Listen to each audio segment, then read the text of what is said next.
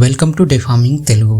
Hi అండి, నేను మొక్కజొన్న వేసి 45 రోజులు అవుతుందండి. యాసంగి మొక్కజొన్న చేనులో ప్రధానమైన సమస్య పురుగండి. మనం మొక్కకు అన్ని రకాల మూలకాలు అందించగలిగితే మొక్కలో పెరుగుదల ఎక్కువ ఉంటుందండి. మొక్కకు కావలసిన ప్రధాన మూలకాలు NPK, నైట్రోజన్, ఫాస్ఫరస్, పొటాషియం.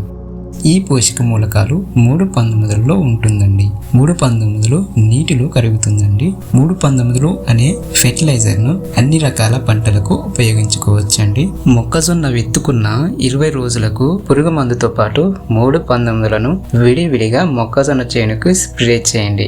అదే విధంగా 15 రోజుల తర్వాత మళ్ళీ పురుగు మందు మరియు 3:19లను మొక్కజొన్న చేనుకి విడివిడిగా స్ప్రే చేయండి. ఇలా చేయడం వల్ల మొక్కజొన్న పెరుగుదల ఎక్కువగా ఉంటుందండి. చేనులో పురుగు అనేది లేకుండా పోతుందండి. ఇలాంటి ఇన్ఫర్మేషన్ వీడియోల కోసం మన ఛానల్ని లైక్ అండ్ సబ్స్క్రైబ్ చేసుకోండి.